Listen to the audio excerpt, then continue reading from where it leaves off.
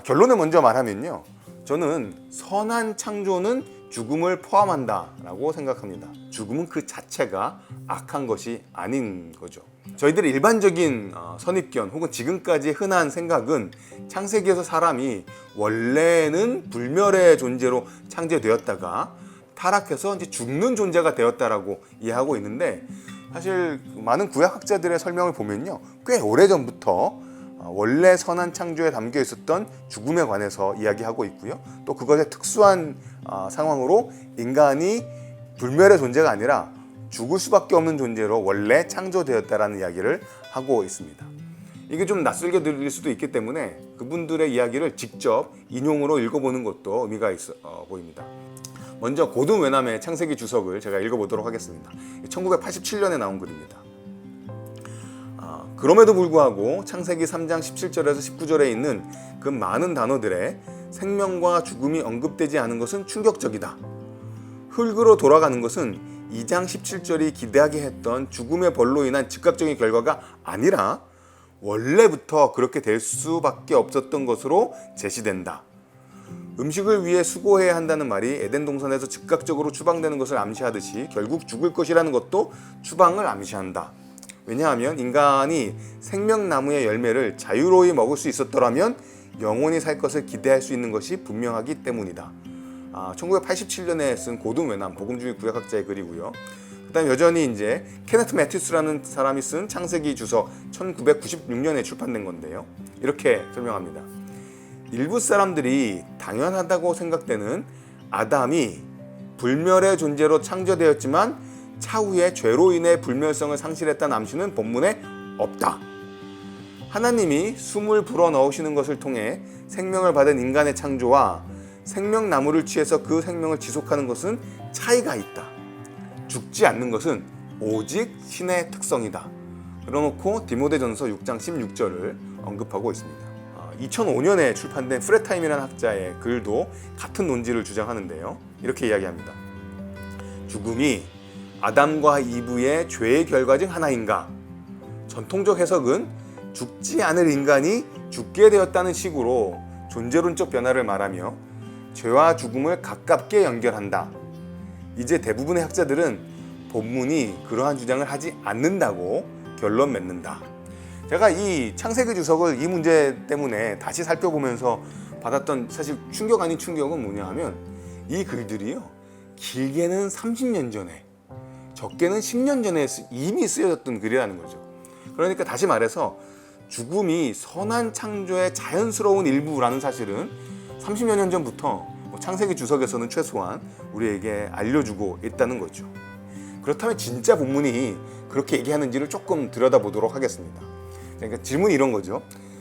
사람이 창조되었는데 이 창조된 사람이 영생의 존재였는지 아니면 죽음을 경험할 존재였는지에 관해서 본문을 살펴볼 필요가 있겠죠.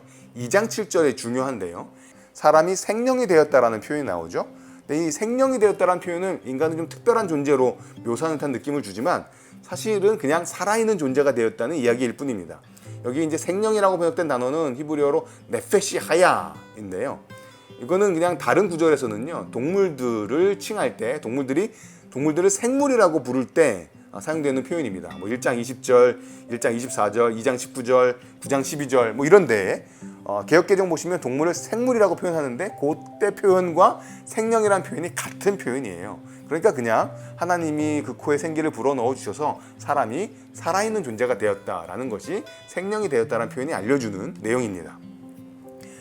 물론 사람은 하나님 형상이라는 면에서 동물과 분명히 다르지만 숨을 쉬는 살아있는 존재라는 면에서는 동물과 닮아 있죠. 근데 여기서 이제 좀 더 주목해야 되는, 우리의 관심사와 관련해서 주목돼야 되는 표현은 사람이 흙으로 지었다는 표현입니다. 문자적으로는 땅의 먼지예요. 어떤 사람들은 이게 인간의 화학적 구성 성분을 설명하는 것 아니냐라고까지 얘기하는데 아닌 건 분명하죠. 여기서 이제 먼지 혹은 티끌이라고 번역되어질 수 있는 단어는 히브리어로 아파르라는 단어입니다. 근데 이제 아파르는요, 물리적인 먼지를 이야기할 뿐만 아니라 죽는 존재 혹은 죽은 존재를 비유적으로 표현할 때 사용되어지는 단어예요. 예를 들어서 이사야서 26장 19절 같은 경우에는 죽은 자들, 또 시체들이 티끌에 누운 자들이라는 표현과 평행을 이룹니다. 그러니까 티끌이 누운 자들은 죽은 자들을 표현하고 있는 거죠. 이런 용례는 특별히 시편이나 욥기에 많이 나오는데요. 이는 그가 우리의 체질을 아시며 우리가 단지 먼지뿐임을 기억하심이로다. 욥기 34장 15절이나 전도서 3장 20절 같은 경우에는요, 죽음을 흙으로 돌아가는 것으로 묘사합니다. 여기서 이제 이 표현을 타락 이후에 저주를 받아서 죽는 운명이 된 것을 말하는 것으로 이해하는 경우들이 있는데요. 과연 그러한지 아닌지를 이 표현이 처음 나오는 창세기 3장 19절을 살펴볼 필요가 있겠죠. 창세기 3장 19절을 제가 한번 읽어보도록 하겠습니다. 내가 흙으로 돌아갈 때까지 얼굴에 땀을 흘려야 먹을 것을 먹으리니 내가 그것에서 취함을 입었음이라. 너는 흙이니 흙으로 돌아갈 것이니라 하시니라. 여기 이제 흙으로 돌아간다는 표현이 두 번 나오죠. 먼저 나오는 내가 흙으로 돌아갈 때까지라는 표현은 내가 죽을 때까지라는 의미이죠. 사람은 죽을 때까지 크게 애써야 하는 심판을 받았습니다. 근데 문제는 그 심판의 내용 다음에 나오는 내가 그것에서 취함을 입었음이라. 그리고 거기에 이어서 나오는 너는 흙이니 흙으로 돌아갈 것이니라 라는 문장을 어떻게 해석할 것이냐라는 거죠. 지금까지 이제 모든 죽음이 타락으로 인해서 생긴 거라고 생각하는 경우에는 이 구절이 이제 인간이 죽을 존재가 되었다는 선언으로, 즉 인간의 특성이 변화된 것으로 읽는 거죠. 먹기 위해서 땀 흘려 수고하게 된 것과 흙으로 돌아가는 것 또한 심판의 내용으로 이해하는 것입니다. 그런데 꼭 그렇게 읽어야만 하는 게 아니라는 거죠. 이 구절은 특성의 변화가 아니라 특성의 확인으로 이해할 수 있습니다. 여기 마지막에 돌아갈 것이다 라고 번역된 표현에 쓰여진 동사는요, 이제 접두형 동사인데 이건 이제 명령이 아니라 그냥 그렇게 될 거라는 미래의 일을 표현하기 위해서 사용될 수도 있는 형태입니다. 일단 이 표현은 그러니까 특성의 변화가 아니라 특성의 확인으로 이해할 수 있다, 그 가능성이 있다라는 걸 일단 말씀드리고요. 그렇다면 어느 것이 더 적절한지는 이제 주변 맥락을 좀 살펴봐야 되겠죠. 흙으로 만들어졌기 때문에 흙으로 돌아가야 되는 그 운명은 동물에게도 적용이 되죠. 왜냐하면 2장 19절 보시게 되면 각종 동물들, 들짐승과 새들을 흙으로 지으셨다고 말하니까요. 그러니까 사람과 동물은 모두 죽음이 자연스러운 존재로 지음받은 것입니다. 제가 이제 그렇다면 이렇게 생각하는 자연스러운 맥락이라는 게 뭐냐라는 걸 이제 좀 더 구체적으로 설명해 드리는데요. 사람의 죽음과 관련해서는 생명나무의 존재와 생명나무의 기능이 이 맥락이 되고, 동물의 죽음과 관련해서는 육식동물의 존재가 맥락이 됩니다.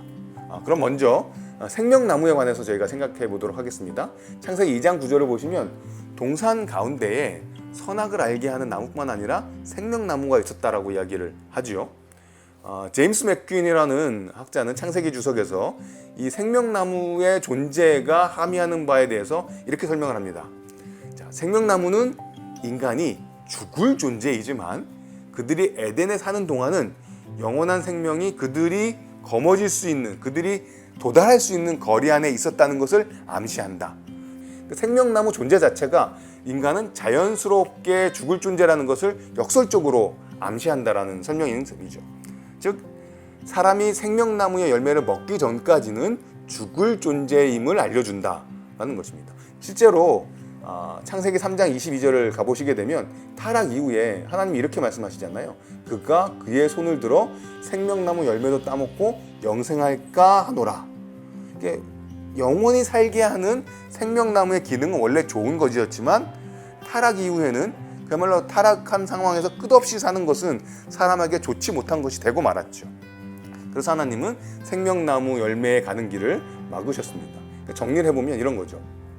원래는 죽음을 모르던 사람이 선악과를 먹었기 때문에 죽는 존재가 된 게 아니라 흙으로 만들어진 죽는 존재인 사람이 생명나무 열매를 먹을 수 없게 되어서 영원히 살 수 없게 되었다. 이렇게 저희가 창세기 2장을 읽을 수 있습니다.